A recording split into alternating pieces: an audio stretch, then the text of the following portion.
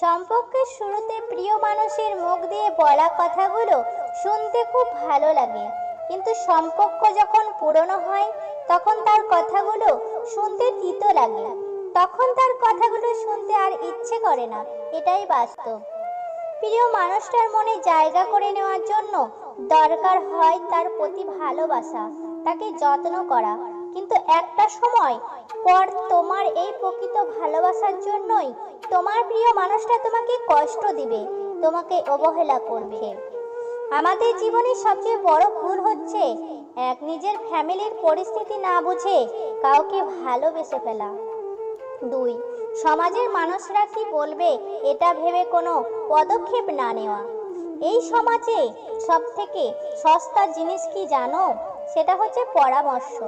মানুষের কাছে না চাইলেও তারা জোর করে আপনাকে জ্ঞান দিতে থাকবে। আর সবথেকে দামি জিনিস কি জানো তো? তা হচ্ছে সাহায্য।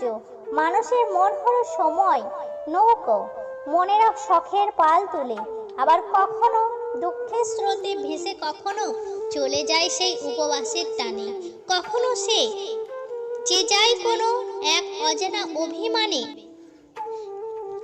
কিছু কিছু আঘাত মানুষকে চিনতে শেখায়, কিছু কথা জীবনকে বদলে দেয়, কিছু ব্যবহারে তোমাকে নীরবে কাঁদায়।